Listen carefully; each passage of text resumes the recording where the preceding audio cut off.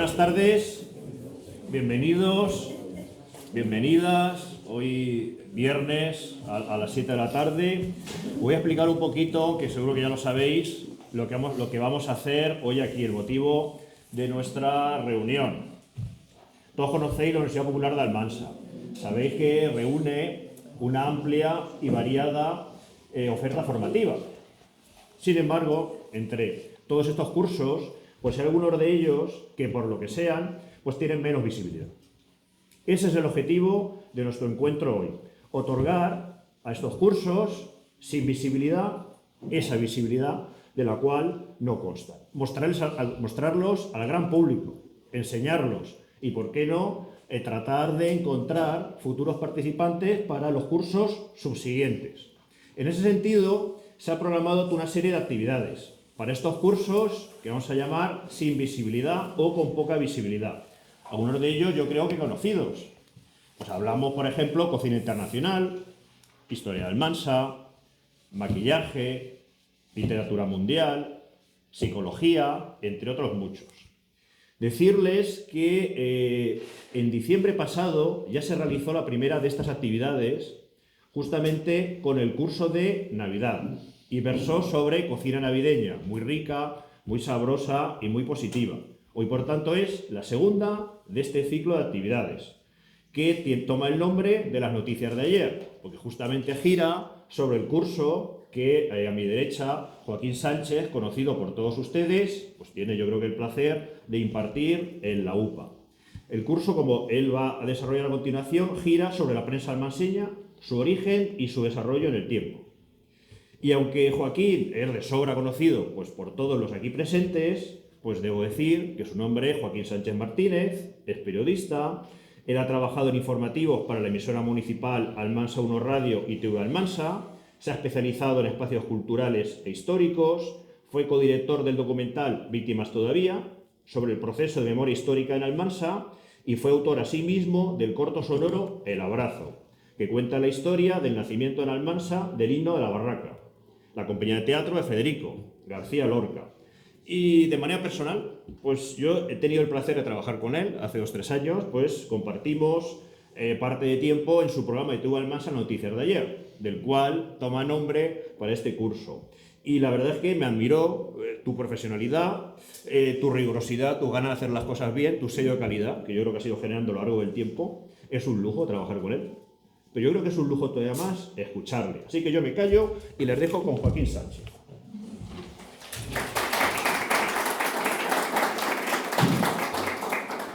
Pues muchas gracias, Alfonso, y gracias a todos por venir, gracias a la Universidad Popular.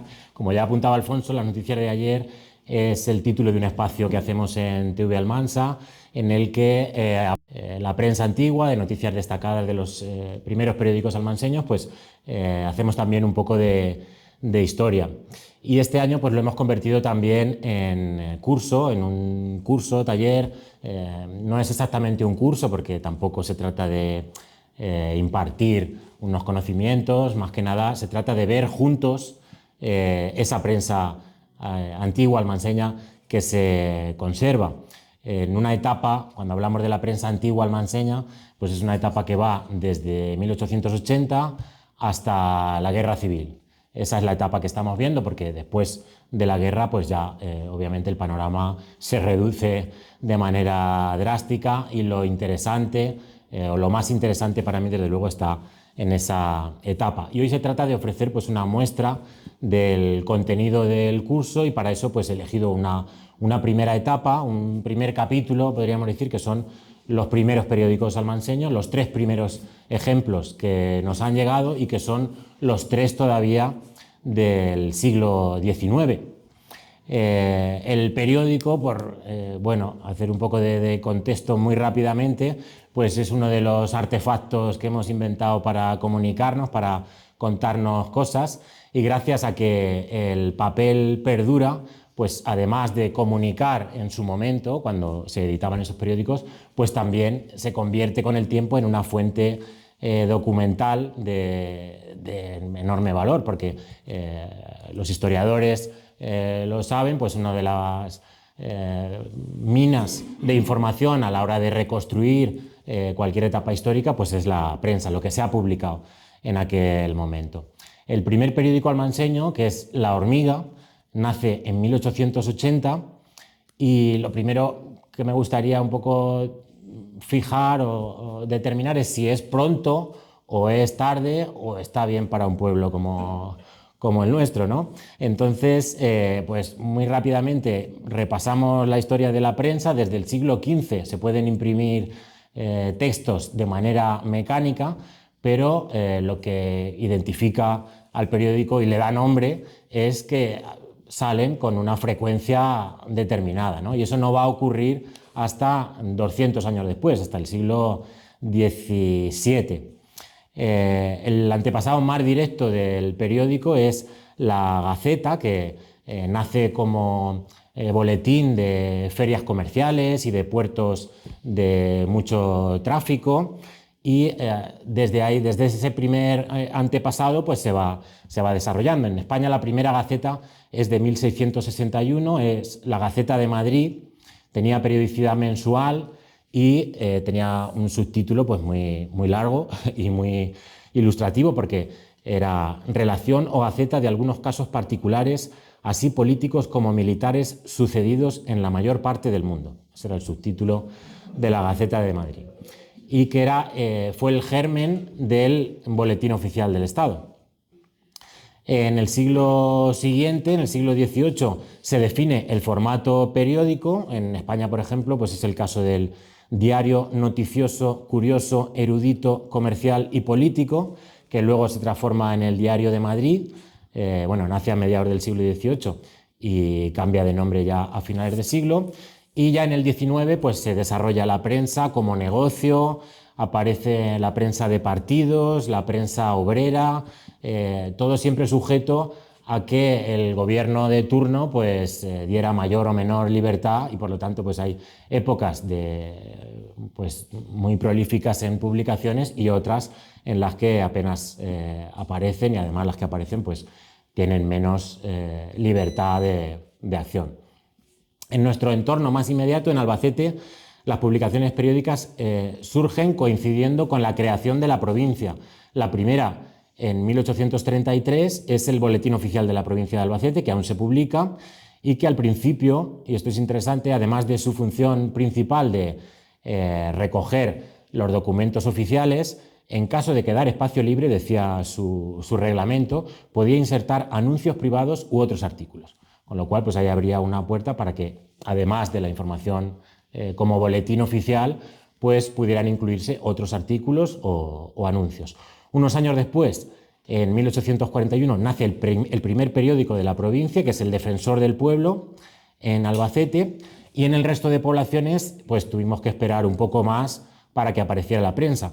En 1876 se publica La Idea en Hellín, en 1879 El Charlatán en Villarrobledo, y en 1880 el primer periódico almanseño, La Hormiga. Así que se nos adelantaron un poco en Hellín y en Villarrobledo.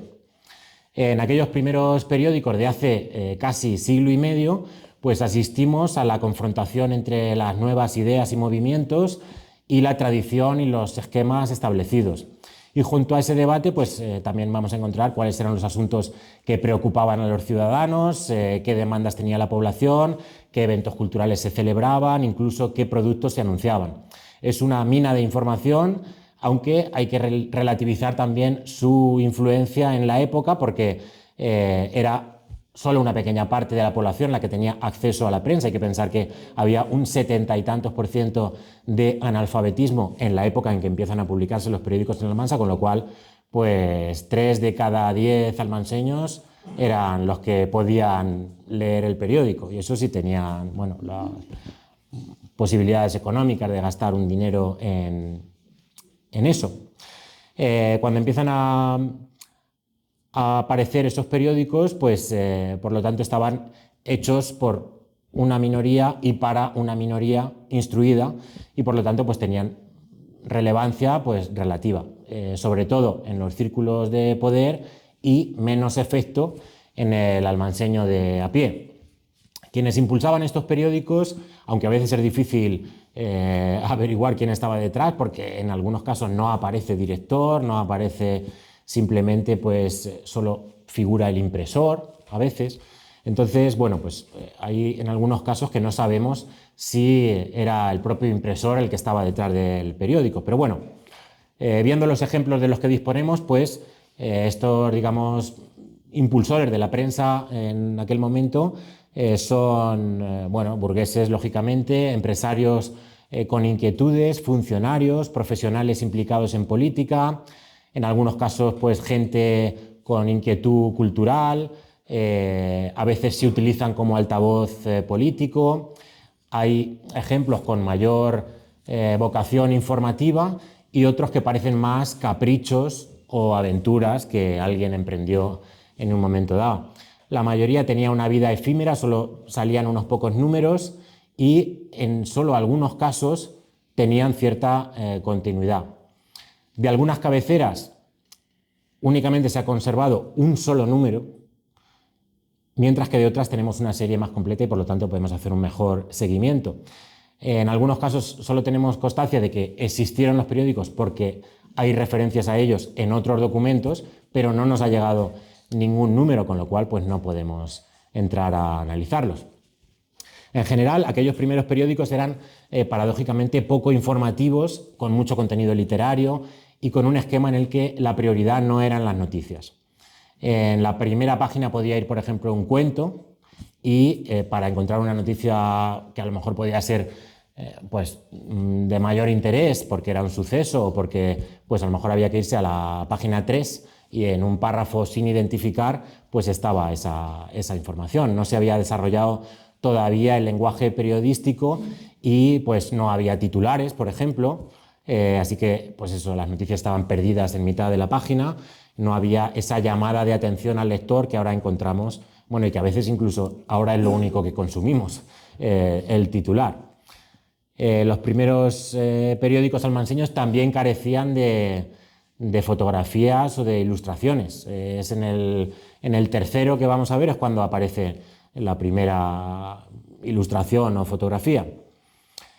Como punto de partida para el estudio de la prensa en Almansa hay un trabajo del historiador Isidro Sánchez, que hizo una ponencia para Torregrande en 1999 y que está publicada, Periódicos y periodistas, historia y evolución de la prensa almanseña, quedó recogida en un libro que se puede consultar, se publicó en 2002 y es sobre todo un catálogo, ahí podemos consultar, pues bueno, casi la nómina de cuáles fueron los periódicos que se publicaron en Almansa y unos pocos datos de cada uno. Emilia Cortés también ha publicado algún apunte sobre el tema en investigaciones sobre otros terrenos, por ejemplo sobre el teatro, pues al hilo de los afiches y de los programas de mano, del teatro o del cine, pues ha indagado en la historia de las imprentas almanseñas, que va muy ligada a la de los periódicos. Y por supuesto Miguel Pereda y otros historiadores también tienen información de valor sobre el tema, que yo he tratado de reunir toda pues para intentar ir completando la historia de la prensa almanseña. Hay también alguna publicación provincial sobre la prensa y sobre la imprenta. Como digo, en esta primera aproximación nos vamos a centrar en las primeras experiencias de prensa en Almansa. Todavía en el siglo XIX son 3 periódicos los que nos han llegado: La Hormiga, de 1880, La Voz de Almansa, de 1885, y El Candil, que salió en 1897 y 98, que son los 3 que tenemos aquí. Vamos a ir viendo, sé que es difícil verlo desde ahí, pero bueno, por lo menos como ilustración nos sirve. Por hacer un poco de contexto de lo que era la Almansa del momento en que aparece el primer periódico. Este es el plano de Francisco Coello, que bueno, elaboró un diccionario geográfico y reunió datos de todas las poblaciones de España. Y este es el plano de Almansa, que es otra de esas joyas para el estudio de la historia. Por ejemplo, vemos aquí identificadas las huertas que rodeaban la ciudad, el nuevo camino de la estación, que es todavía un camino aislado y que todavía no está urbanizado a su alrededor. Lo tenemos aquí en la esquina de abajo a la izquierda, según miráis vosotros.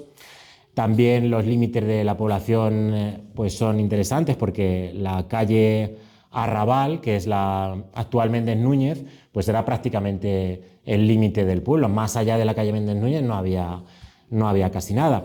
Hay referencias al castillo ruinoso, a las ruinas de la parroquia primitiva en las faldas del castillo, también al cuartel Posada, que también es interesante porque era el antiguo cuartel de caballería que luego sería fábrica de los Coloma y que en esta época ya no era cuartel y era posada.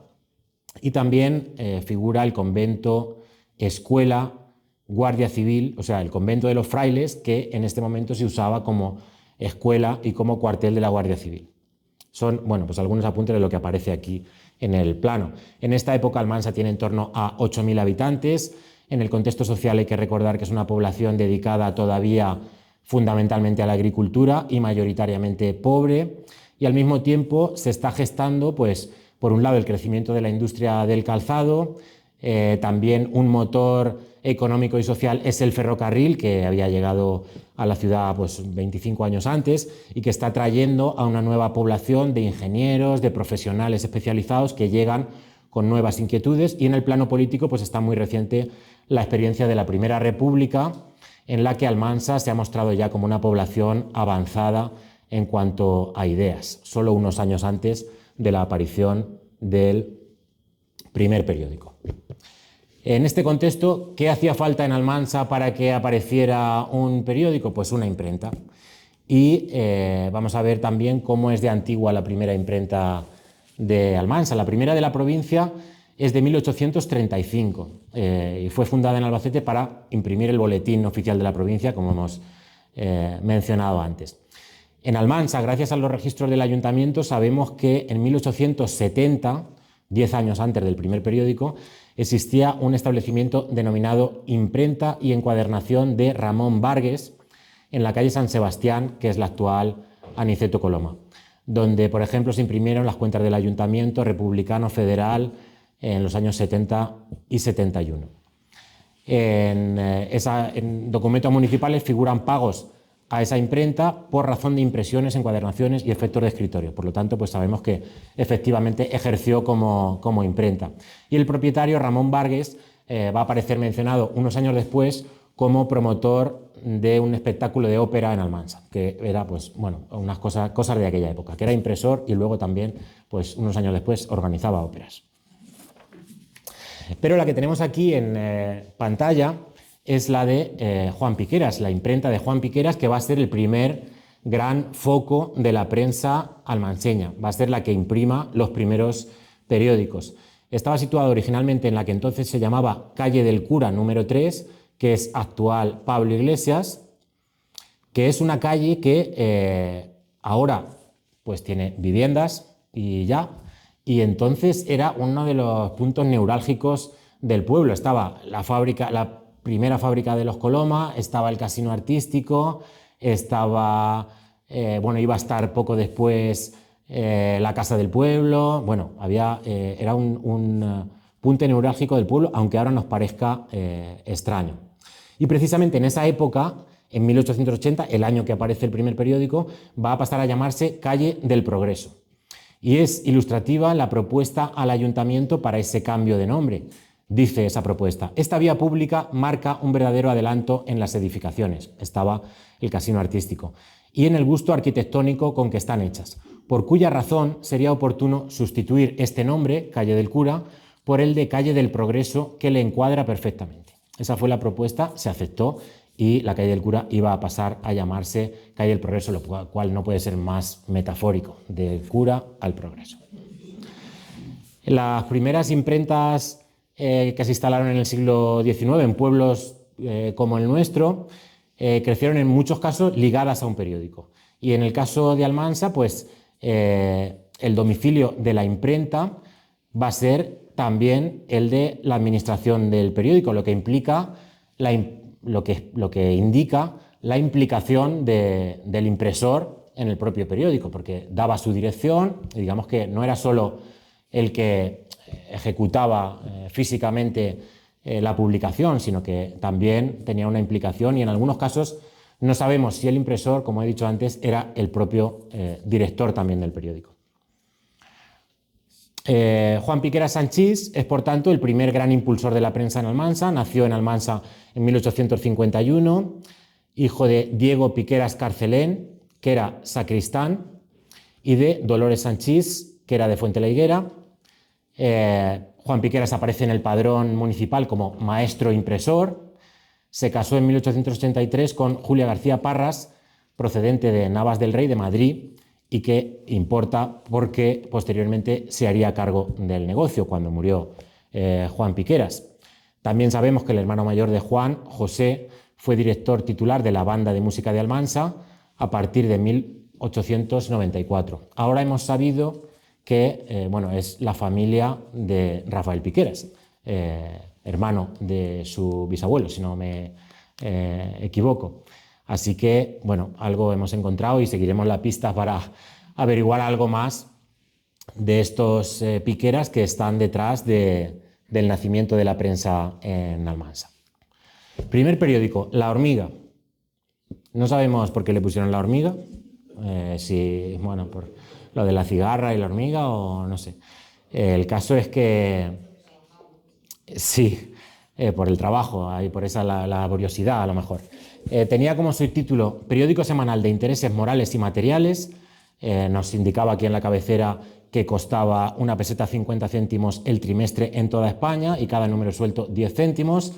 Toda la correspondencia al administrador de La Hormiga en la calle del Cura número 3, es decir, la dirección de la imprenta. Se publica todos los domingos y yo creo que es importante bueno, resaltar que este trabajo, y que tenemos aquí a alguien también que ha trabajado en imprenta, se hacía a mano, letra a letra, como entonces se trabajaba en la imprenta, y el periódico salía todas las semanas. O sea, era un trabajo muy importante. Solo conservamos el número 12 de La Hormiga. Solo conservamos un número. Y luego explicaré por qué se ha conservado. Es del 20 de junio de 1880. Y ya en portada encontramos bueno, pues uno de los debates políticos, sociales y morales propio de la época. Este texto dedicado a la hipocresía dice: ninguna nación, ningún país, ningún pueblo se ve libre de esta plaga social, tanto más temible cuanto que oculta sus maldades con el hermoso manto de la religión, de la filosofía. Con dificultad se la conoce y con lastimosa frecuencia se traduce en honradez, caridad o santidad. Para precaver sus funestos efectos es preciso conocerla. Para conocerla, estudiarla con toda eficacia. Para estudiarla, perseguirla y quitarle la máscara de todas las pasiones con que cubre su rostro inmundo, que ya se pone muy apocalíptico. Se disfraza de falsa humildad para satisfacer su repugnante orgullo y su desmedida ambición, haciendo de los verdaderos hombres de bien el cascabel de sus miras egoístas y de sus vicios asquerosos. Bueno, así se las gastaba La Hormiga, así en portada, en un tono, pues como decimos, muy moral, pero en el que ya nos da alguna pista pues, de esos ingredientes del debate de la época, como el papel de la religión o el concepto de caridad, que vamos a ver después pues, muy presente.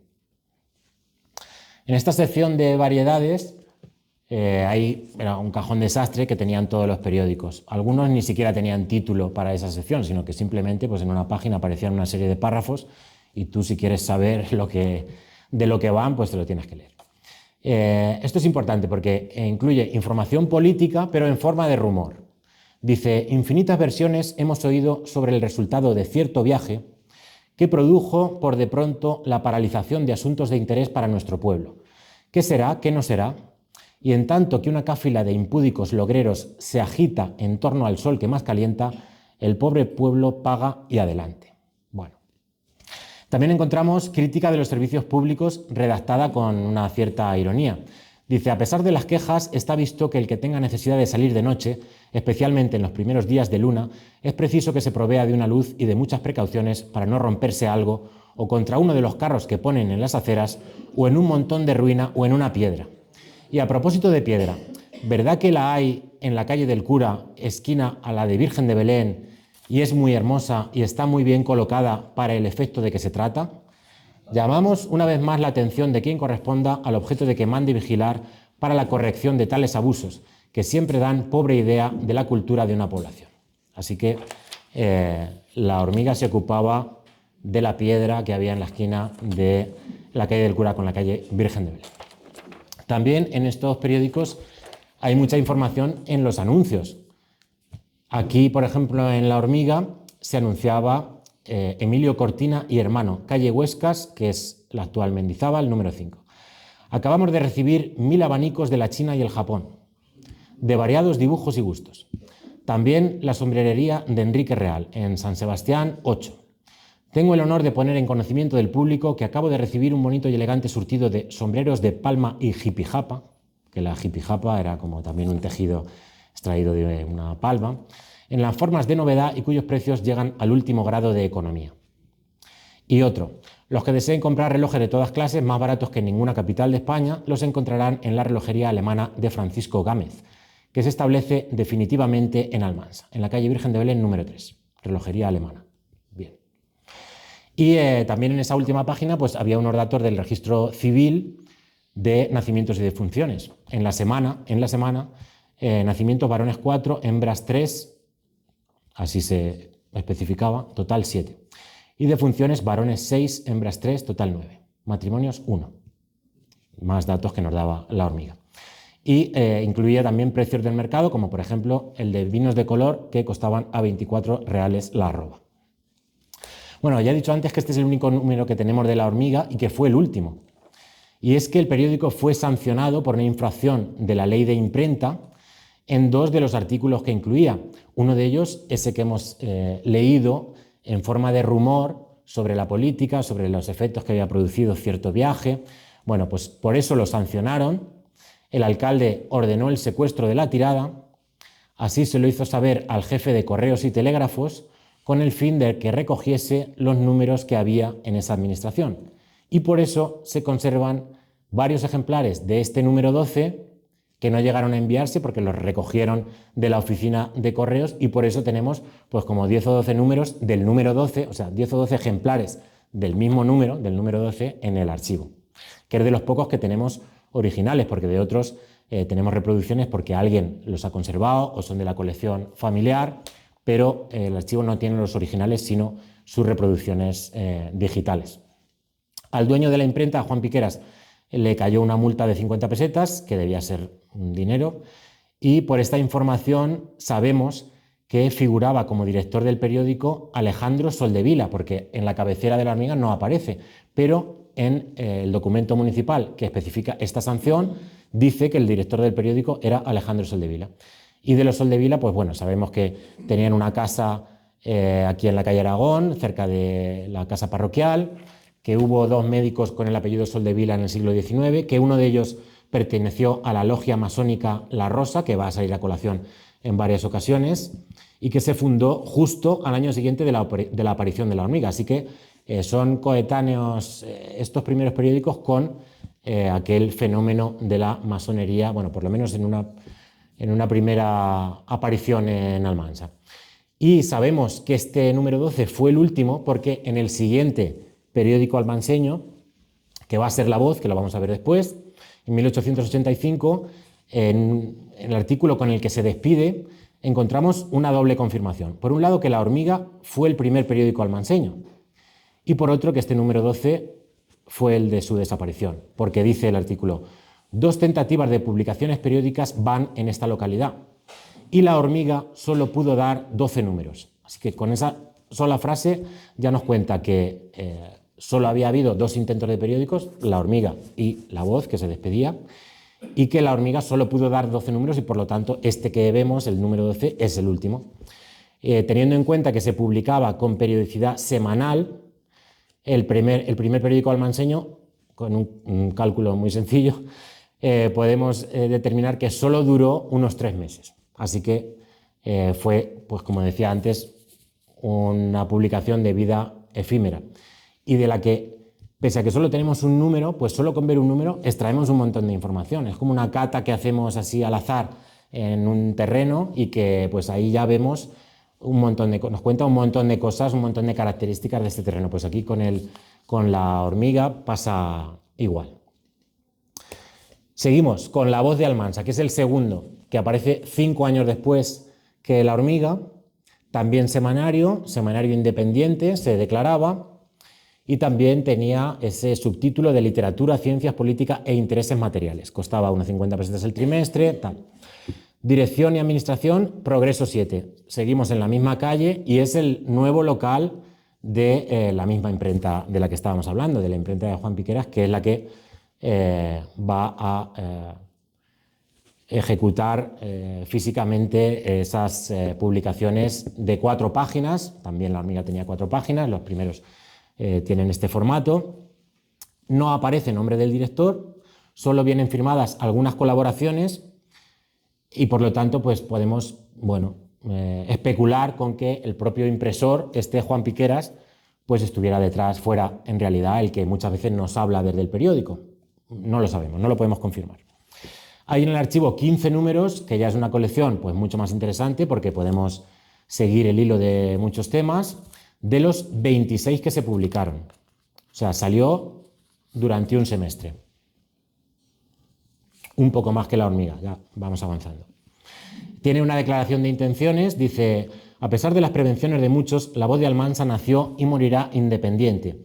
Ni tiene ni necesita más inspiraciones que las propias de sus redactores, ajustadas a las bases de su programa. A su programa se refiere a su línea editorial. Unánimemente aceptado y sin reservas. Bueno, La Voz nos retrata, por ejemplo, las instituciones y servicios con que contaba entonces Almansa. Por ejemplo, el hospital. Título del artículo: el hospital de esta ciudad, su estado actual, necesidad de su mejoramiento, forma y medios de realizarlo. Es el número 5 de 3 de mayo de 1885. Dice el artículo: vamos a ocuparnos de este establecimiento benéfico de nuestra ciudad, que siendo el más necesario para el alivio de las clases pobres, no es ciertamente el más atendido ni el mejor servido. Es un establecimiento de suficiente extensión situado al saliente de nuestra ciudad. Estamos hablando de aproximadamente el lugar donde ahora está el centro de salud.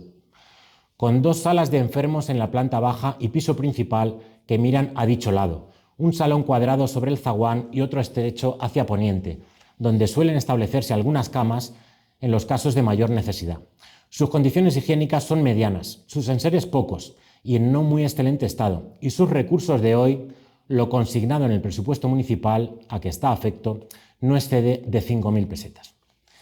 Atienden a la asistencia facultativa los 3 médicos titulares de la ciudad, que se turnan por meses en el desempeño de este cometido. Al suministro de medicamentos, la farmacia o farmacias de la localidad. No pasa su dotación de camas del número de 20, y no todas con el juego de ropas correspondientes. Fáltales a las salas de enfermos los pavimentos enlucido, luces o ventiladores. Bueno, está fatal el hospital, ¿no? Pero para el periódico, el defecto de más bulto, dice, de que se resiente en nuestro hospital es el de estar confiado a una enfermera mercenaria, insuficiente por solo este concepto, si no lo fuera además por su falta de instrucción, de práctica y de condiciones morales, para prodigar a los dolientes los auxilios corporales y espirituales de que tanto han menester en sus penosos padecimientos. ¿Dónde buscaremos el remedio de tan grave mal? En la caridad cristiana, en esa religión que remedia todas las llagas sociales con sus asilos, hospitales y casas de enseñanza.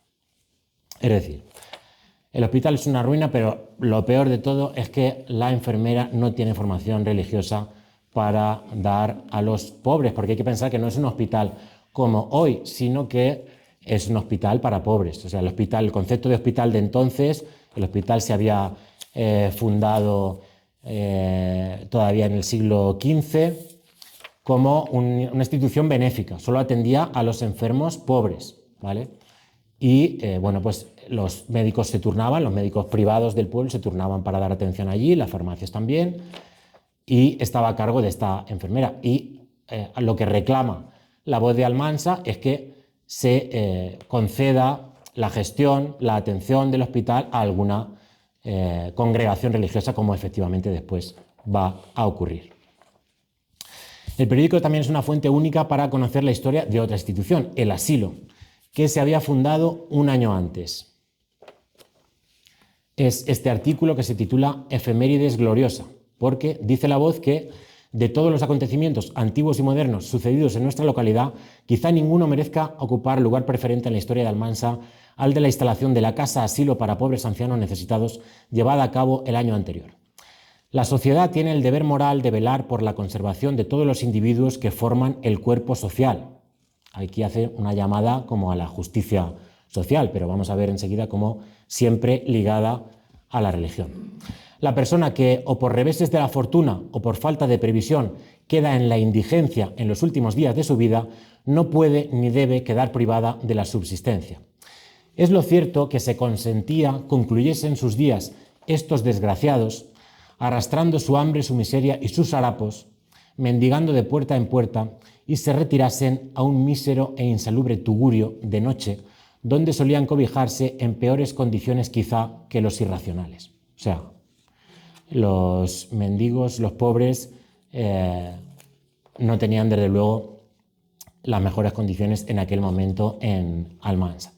Cierto es, continúa el artículo de La Voz, funcionaba en la población una conferencia de San Vicente de Paúl, de una institución benéfica, compuesta de apreciabilísimas señoras que remediaban muchísimas necesidades, pero justo es confesar que no podían atender al socorro moral y material de tanto pobre.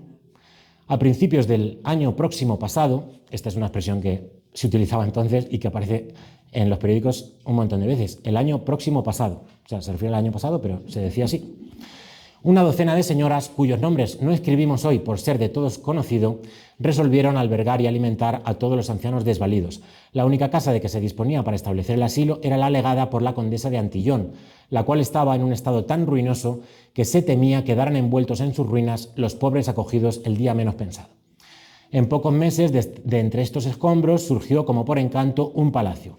El coste de la obra y la instalación ascenderá cuando menos a 12.500 pesetas, y casi todas ellas fueron recaudadas por las virtuosas señoras iniciadoras del pensamiento.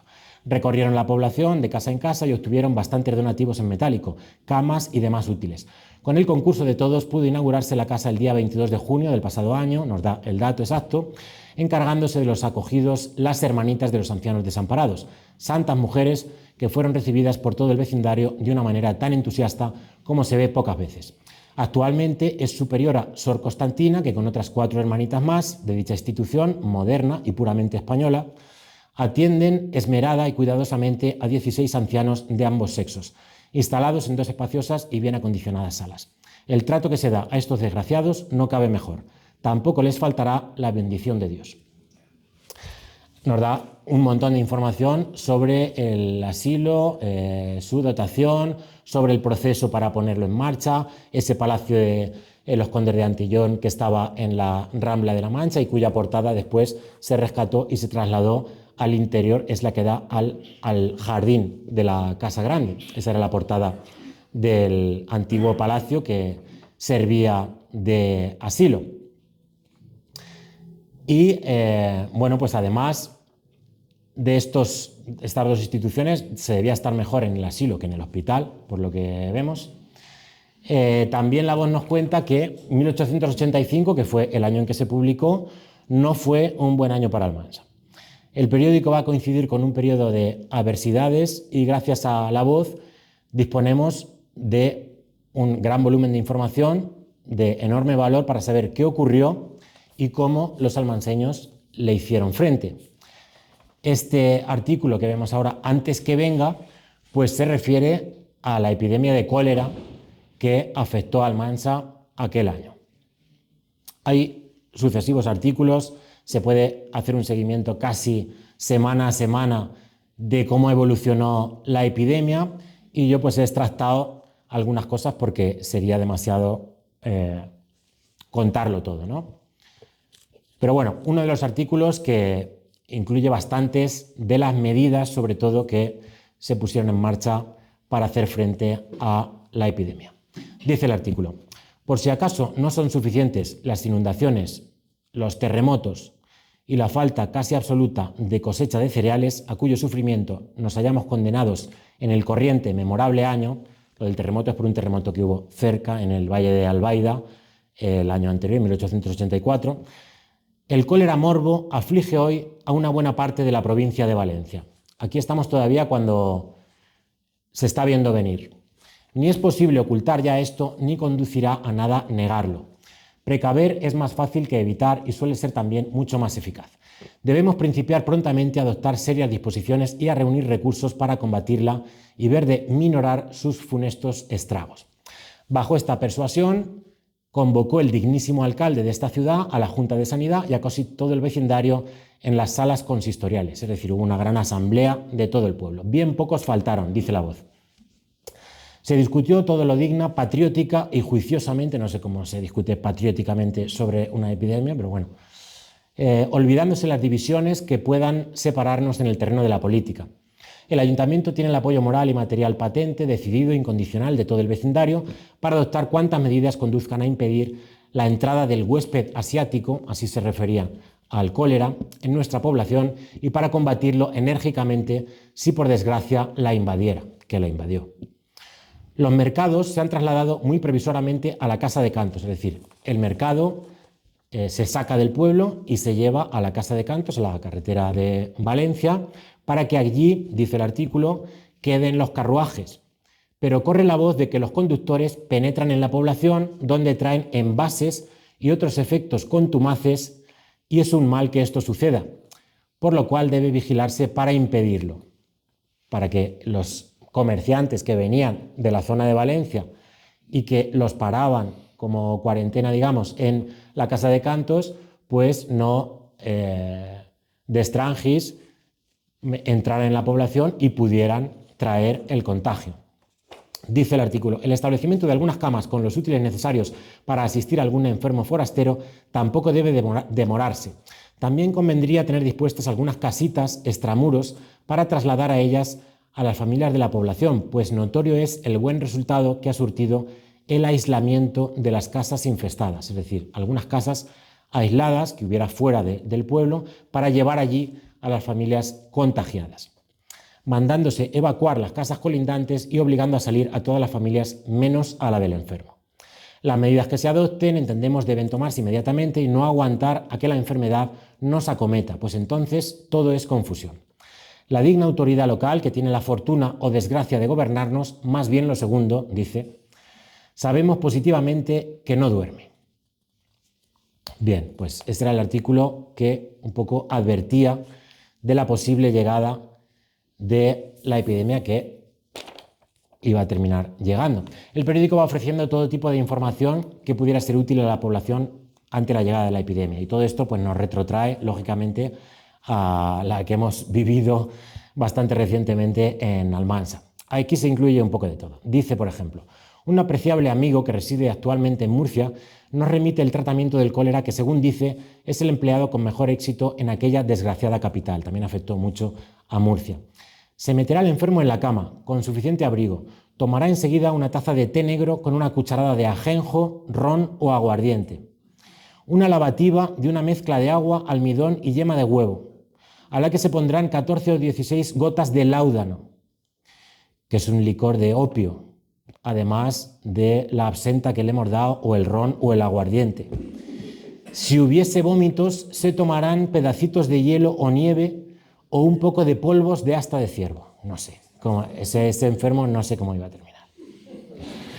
También va recogiendo pues todas las innovaciones científicas sobre el cólera que van apareciendo, digamos, día a día en el mundo, porque la epidemia no es exclusiva de España. Y, por ejemplo, recoge las recomendaciones del doctor Koch, que es el fundador de la bacteriología moderna y que identificó el famoso bacilo de Koch, ¿vale?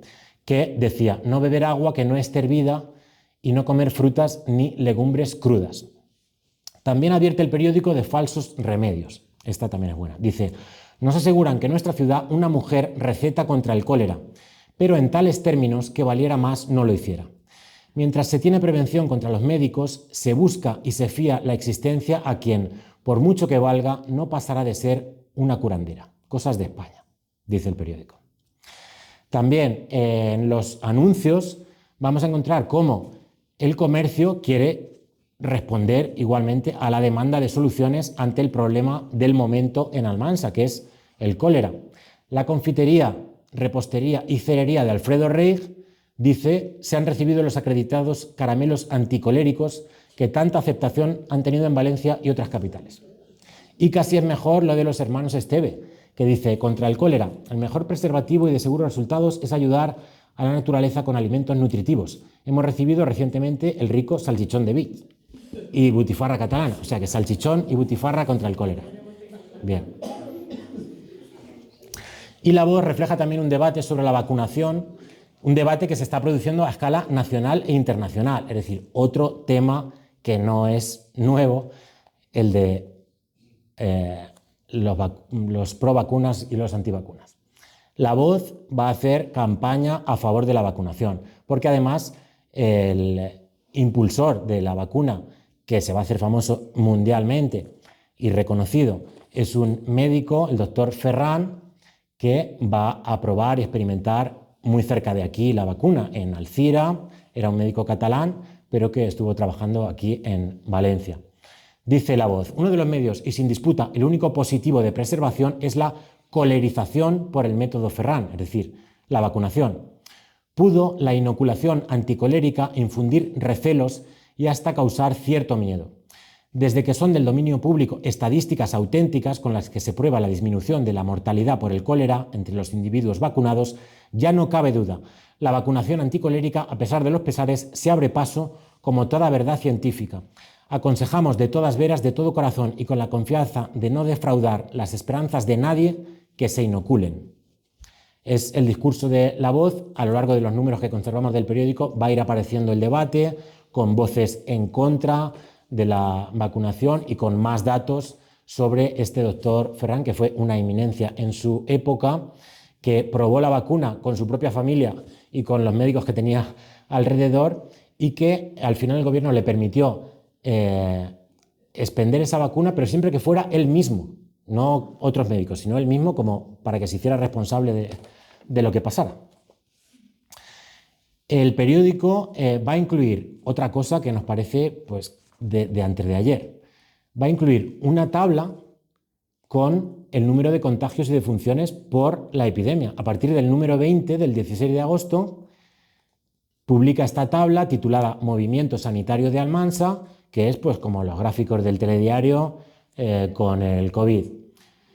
Aquí, por ejemplo, viene por días: invasiones, que son los contagios, y defunciones. Había habido 23 defunciones en la semana. En Almansa, en aquel momento, con la población que había, era un número muy importante.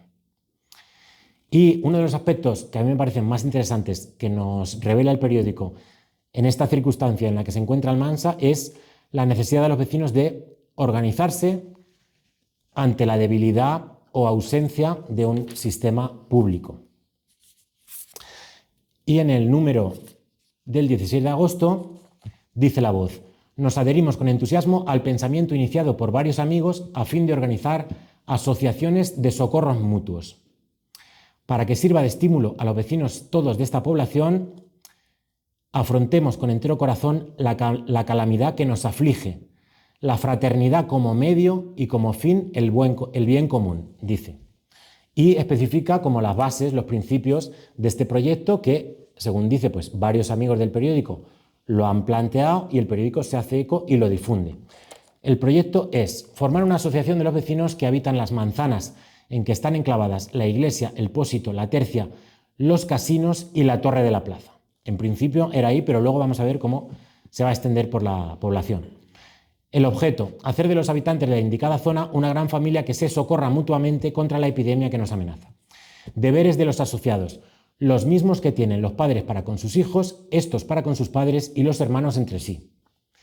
Los que estuviesen conformes con este pensamiento, sírvanse firmar a continuación, y siguen 54 firmas. Esta asociación, la primera, ha sido denominada con el título de Caridad. Pero en el número siguiente, del 23 de agosto, vemos cómo la iniciativa ha cuajado, y dice La Voz: A nuestras humildes excitaciones referentes a la necesidad de asociarse para socorrerse mutuamente contra la epidemia reinante, ha respondido el vecindario con la espontaneidad propia de la nobleza de sentimientos que le caracteriza. 4 son, a la fecha, las juntas de distrito organizadas para atender a las necesidades de los coléricos, cuyos presidentes son don Juan Arraiz Gómez, de la denominada Caridad, don Joaquín Alonso, de la de Socorro, don Carlos Vicén y Almela, de la de Previsión, y don Manuel Andrés, de la de Vigilancia.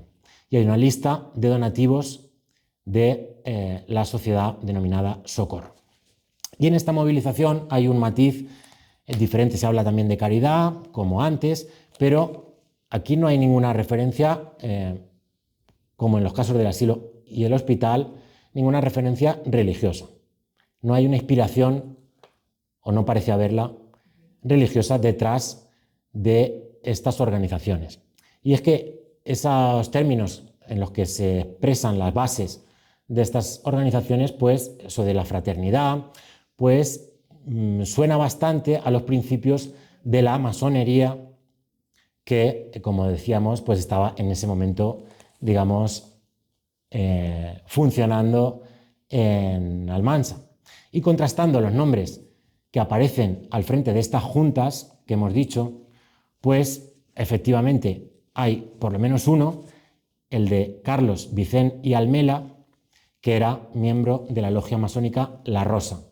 Era abogado y tenía como alias Ludovico, con el cargo de arquitecto revisor, que era contable en esa logia masónica. Luego, pues bueno, al menos esta vinculación existía entre esas organizaciones de socorro y la organización masónica, que en ese momento, bueno, ya se había disuelto, pero muy recientemente había funcionado en Almansa.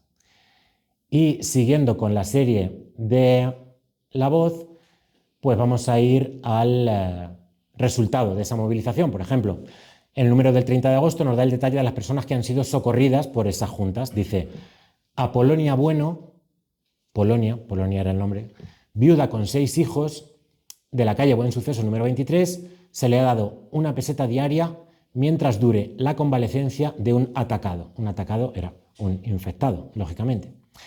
Y también en este número pues nos va informando del principio del fin de la epidemia. Dice: hacemos constar en nuestro número anterior la creencia de que la epidemia colérica en esta ciudad ha entrado en su periodo de descenso. El cuadro de invasiones y defunciones que insertamos al pie confirma nuestras esperanzas. Podemos acariciar la esperanza de que muy pronto, acaso en el número próximo, tendremos la satisfacción de consignar su completa desaparición. Y ya en octubre La Voz nos cuenta el funeral por los fallecidos en la epidemia. Se celebraron solemnes honras por el descanso de las almas de los que han fallecido víctimas de la epidemia. Enfermaron 152 personas y murieron 50, según el cómputo que ha recogido Pereda en alguna de sus publicaciones. Y vamos a terminar enseguida con La Voz. Únicamente quiero dar otro apunte sobre los servicios con que contaba Almansa, y ya que estamos con los servicios sanitarios, pues hay un artículo en el que nos cuenta que 3 eran las farmacias que había en la ciudad actualmente abiertas al público.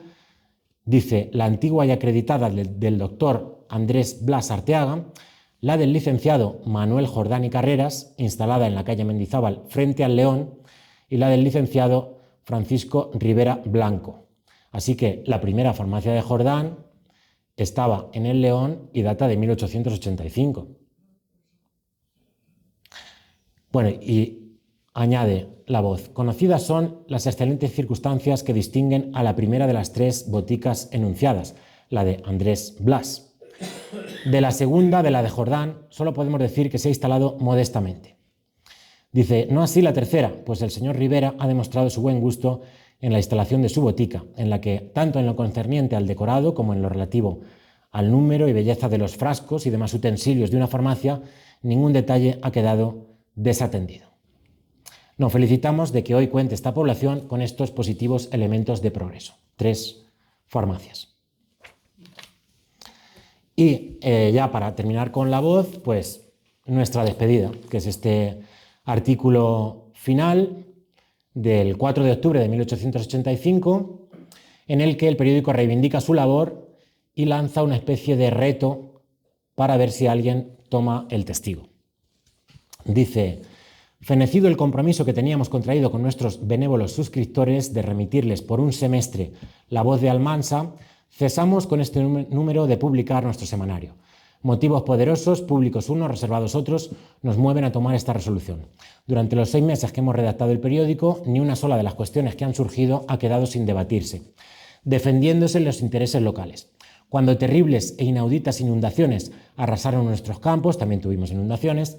Cuando miramos perdidas nuestras cosechas, cuando la epidemia colérica se enseñoreaba de poblaciones vecinas amenazando nuestra querida ciudad, cuando penetró en ella, los intereses locales no quedaron indefensos. Si, no obstante nuestros esfuerzos, ha carecido este periódico del interés y de la novedad que algunos esperaban, los redactores del mismo, sin pretensiones de ninguna especie, tendrían singular complacencia en ver que se encargaban otras personas. Es decir, si no os ha gustado, poneros vosotros. Los mismos que no hayan quedado contentos de publicar otro periódico que tuviera mayores atractivos de los que nosotros hemos acertado a dar al que hoy concluye de existir. Solo buenos deseos abrigamos hacia los que tal hiciesen, y no dudamos que si hoy no, mañana habrá quien nos reemplace, pues la falta de un periódico local ha de notarse en nuestro humilde concepto bien pronto, y quizá alguno proyecte llenar el vacío. A quien tal pensare no debe retraerle el ejemplo de lo ahora sucedido. 2 tentativas de publicaciones periódicas van en esta localidad, que es el párrafo que hemos leído antes, y La Hormiga solo pudo dar 12 números. Cuando 5 años después hemos publicado 26, la idea, pues, de lucro no ha intervenido para nada en la redacción e impresión del semanario. Así se despide La Voz, como digo, haciendo recuento de los temas que han llevado a la población con esas limitaciones que decíamos al principio de los que sabían leer y los que podían tener acceso a estas publicaciones periódicas. Y llegamos al tercero de los ejemplos, que es el Candil, que nace 12 años después de La Voz, en 1897, y se publica hasta 1898. Por lo tanto, también unos meses de El Candil, que se presentaba como semanario político satírico ilustrado de elogios y aplausos. El trimestre costaba unas 25 pesetas. La administración estaba en Mendizábal 8, que era el nuevo domicilio de la imprenta de Juan Piqueras, junto a lo que hoy es la administración de lotería de la calle Mendizábal. La correspondencia había que enviarla al director. Primera novedad, tiene 8 páginas, o sea, es un dispendio total. Además no tiene publicidad, así que solo tiene ingresos por venta. Es una publicación, además, mucho más lujosa gráficamente que las anteriores. De hecho, las anteriores no tenían ilustraciones, y aquí vemos cómo en portada y en el interior pues hay estas ilustraciones que no eran, digamos, locales, sino que eran pues clichés que compraban, grabados, y reproducían en el periódico, al estilo de alguna publicación contemporánea nacional como la revista Blanco y Negro, que también pues, había aparecido unos años antes y que apostaba también por la ilustración. En cuanto a los contenidos, vamos a encontrar mucho contenido cultural y más en concreto relativo al teatro, porque era la gran afición y fue después la profesión de su director, que era Ignacio Puigmoltó.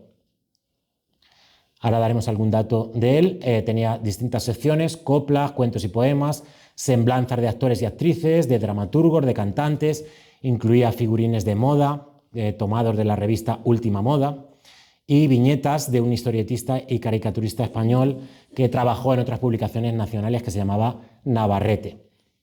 Tenemos 10 números de El Candil, aunque, como digo, se publicaron más, y también, como he dicho, salió del taller de Juan Piqueras, aunque a los pocos meses de aparecer El Candil, el impresor falleció víctima de una pulmonía el 20 de noviembre de 1897, a los 46 años de edad, y su viuda, Julia García, se hizo cargo del negocio con la ayuda de su hermano, Emilio García, que vino también de Madrid y que trabajó como impresor, por seguir un poco la historia de la imprenta, que se había cambiado a la calle Mendizábal, donde también tenían su vivienda, y adoptaron la denominación Imprenta Viuda de Juan Piqueras.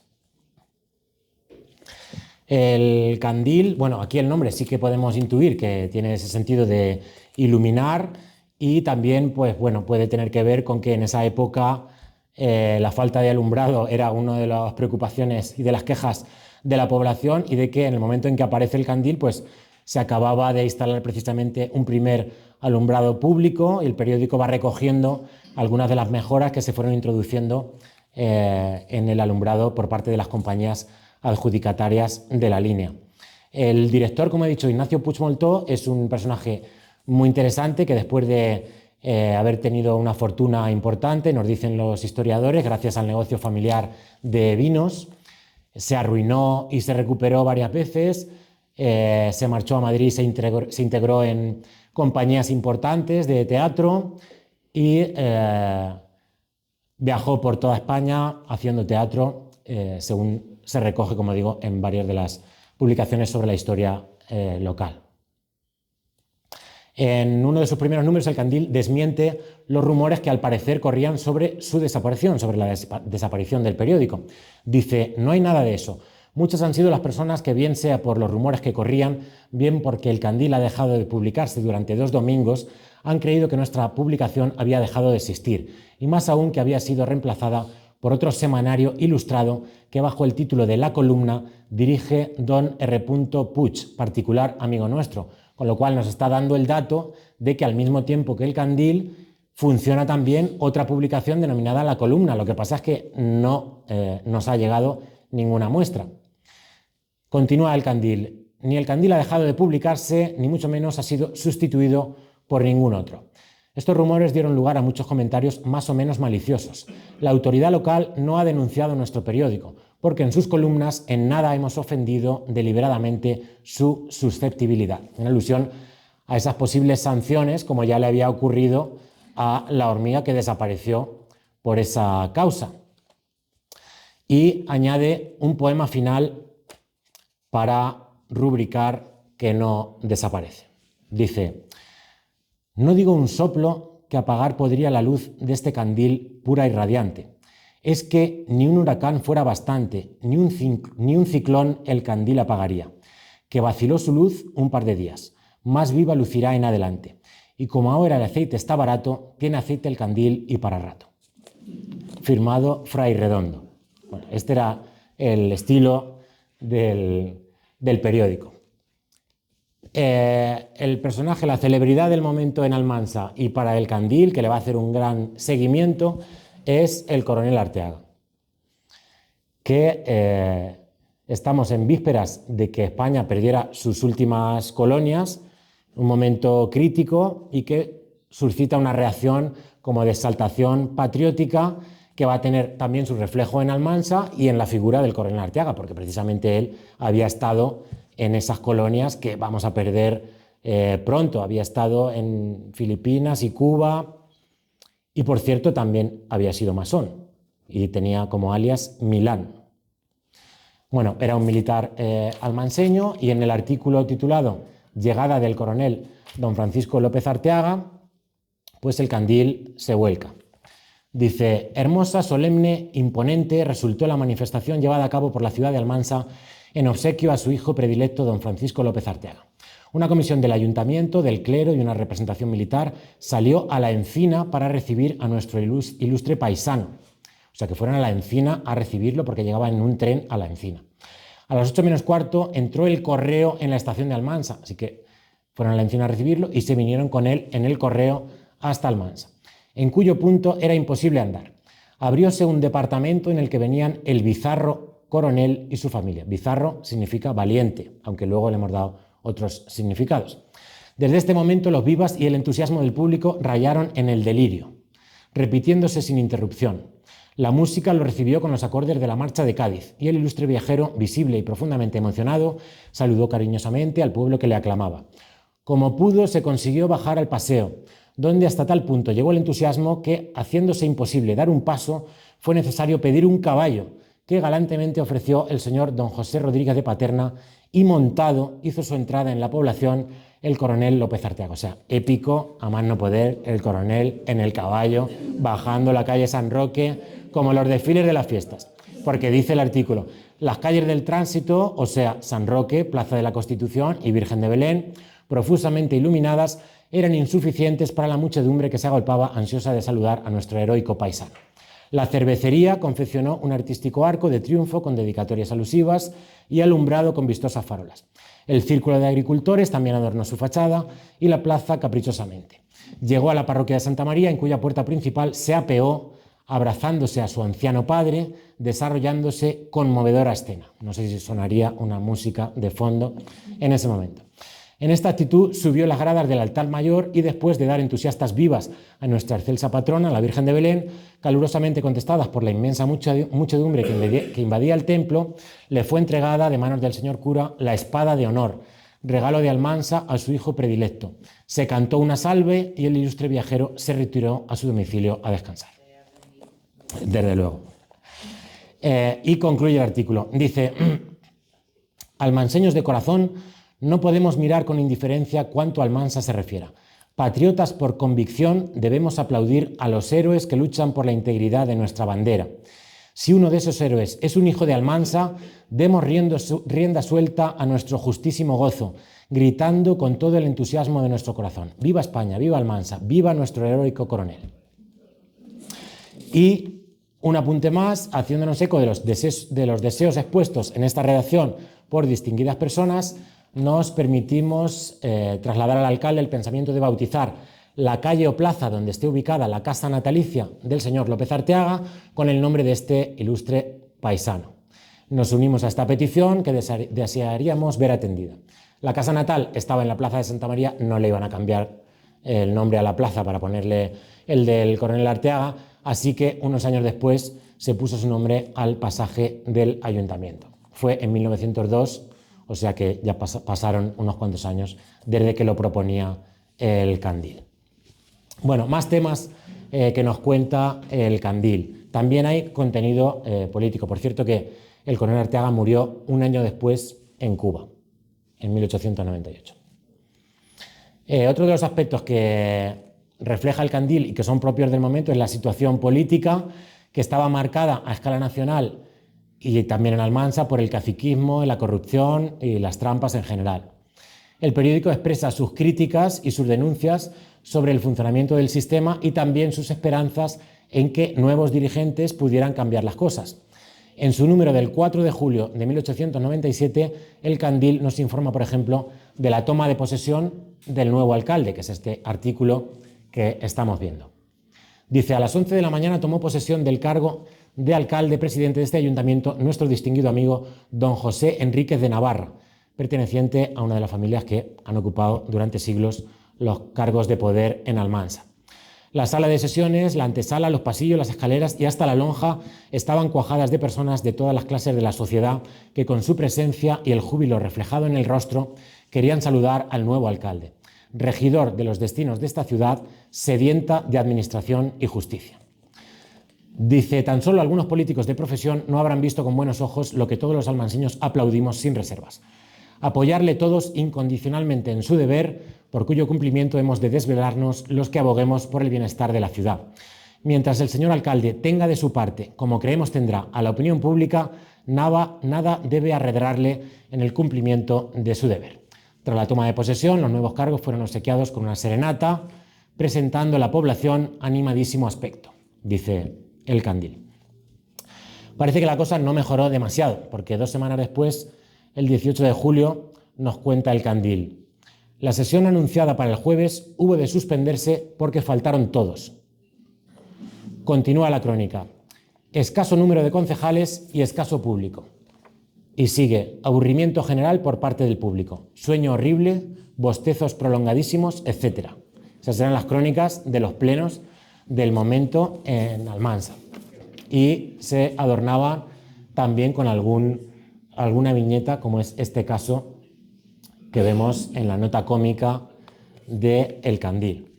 Avanzamos a los candilazos, que era una sección del periódico que, como he dicho antes, en el caso de La Voz, pues era un poco cajón desastre, ahí cabía casi todo.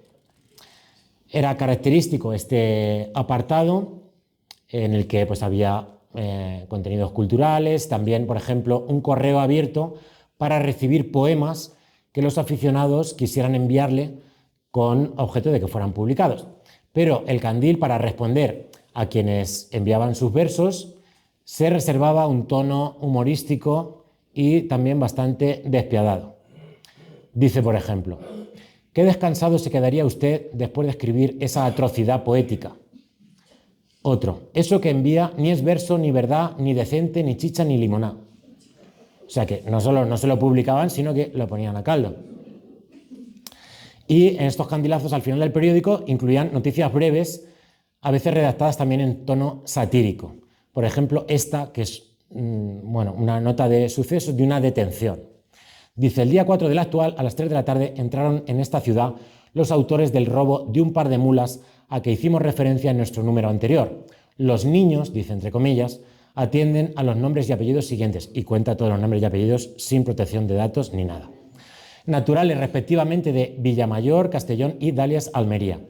La muchedumbre que esperaba en la puerta de Valencia obsequió a los angelitos con una grita, insultos, amenazas, etc. Venían acompañados de la Guardia Civil, el dueño de las mulas y otras muchas personas. Como equipaje les han sido ocupadas varias pistolas, facas, cápsulas, que no sé lo que es, y demás útiles. Dice: se hospedan en el Hotel Sito, en la calle de las Monjas de esta ciudad, la cárcel, donde recibirán a sus numerosos amigos y correligionarios. Todo esto en cursivas, haciendo esa ironía.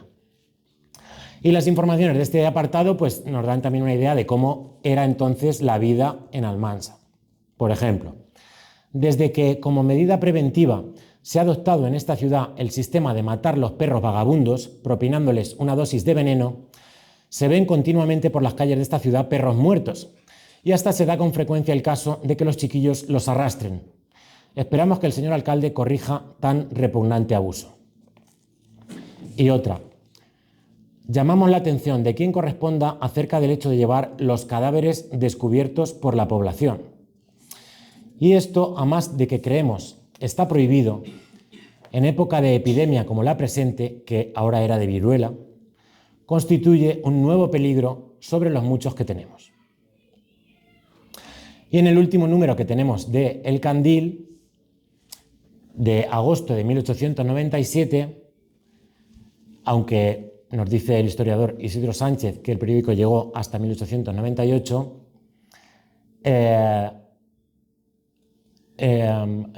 este es el último número, pero 12 años después, en 1910, el impresor Antonio Molina, que ya estaba en marcha, tuvo la iniciativa de volver a sacar El Candil, ¿vale? Y para ello le pidió permiso a su creador, a Ignacio Puigmoltó, y este le contestó en una carta cargada de significado sobre lo que suponía sacar adelante uno de aquellos primeros periódicos, y con la que quiero ya terminar. Es decir, Antonio Molina, unos años después de esto, quiere volver a sacar El Candil y le escribe a Ignacio Puigmoltó para pedirle permiso. Y Ignacio Puigmoltó le contesta: dar nueva vida al Candil, resucitarlo. ¿Sabe usted lo que eso significa para mí? Ese título solo sería bastante para enorgullecerme al ver que aquello a quien yo di ser y vida vuelve a ser y a vivir, cuando yo ya casi no soy ni casi vivo. Buena idea la de usted, mi querido amigo, pero no por ser buena deja de ser aventurada. En Almansa no pasa nada, o no se puede decir lo que pasa. Y con esto terminamos. Muchas gracias.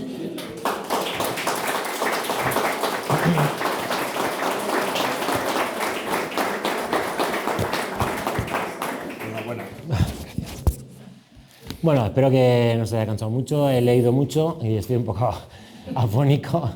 Pero bueno, el caso es que un poco el mecanismo del curso es así. Yo leo mucho. Mis alumnos tienen la ventaja de que, como tenemos una pantalla más grande y están más cerca, somos menos, pues pueden ir leyendo a la vez, y aquí eso no se podía hacer, así que únicamente pues hemos puesto algunos recortes como ilustración, pero espero que no se haya hecho pesado, y si alguien quiere comentar algo, preguntar o lo que sea, pues lo que queráis. Hay que el año que viene apuntarse en masa. Yo lo creo. Hay que averiguar el nombre de la viuda de Juana Raez. ¿Lo sabemos?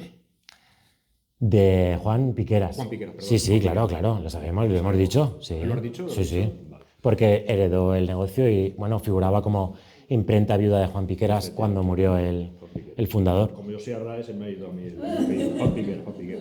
Pues nada, efectivamente, espero que os haya gustado. Yo creo que es a pequeña escala pues un poquito lo que es el curso, semana a semana, periódico a periódico. Yo creo que es una sucesión de fuentes estupendas para el conocimiento de la historia local. Invitarle, ya lo ha hecho él, justamente el año que viene a matricularse en este curso y decirles que están atentos porque estas actividades van a seguir. O sea, creo que la siguiente es de maquillaje, también muy interesante, ¿eh? O sea, yo espero que no voy a estar yo, ya. Porque no quieres. Necesitamos modelos para maquillaje. Bueno, y espero no haber metido ninguna pata porque tengo aquí a los super tacañones de la historia. No. Y porque es muy fácil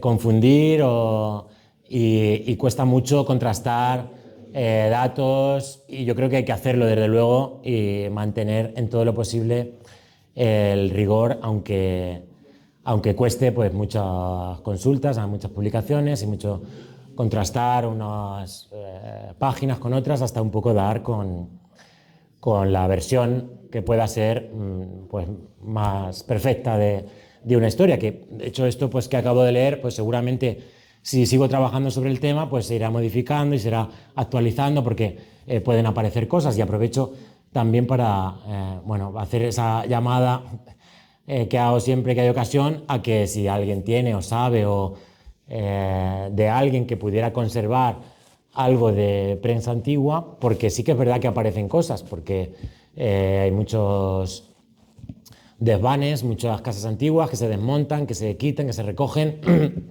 en las que puede haber algo valioso, y de hecho pues ahora estamos viendo en el curso otra publicación posterior de la que pues estamos pidiendo bastantes números que se conservan en el archivo provincial y que son de una colección particular de un suscriptor que los recibió hace 120 años, su familia los ha guardado y los han donado al archivo, y por eso podemos ahora consultarlos. Así que esa es una tarea también que no termina nunca.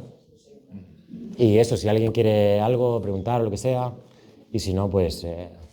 La historia funciona así, es una ciencia, como sabemos todos, y funciona justamente por el método del error, del acierto. Unas teorías superponen a otras, y me alegra que hayas experimentado por ti mismo lo que supone pues, la investigación histórica. Por mi parte, poco más. Vamos a tomar una cervecita, que os apetezca, tomar algo en esta estupenda ciudad del Almansa, y nada, hasta la próxima. Que no es que nos inviten, es que nos podemos tomar, pero cada uno por su cuenta. A salir. Bueno, gracias, hasta la próxima. Muy bien. Buenas tardes. Sí. Está muy bien.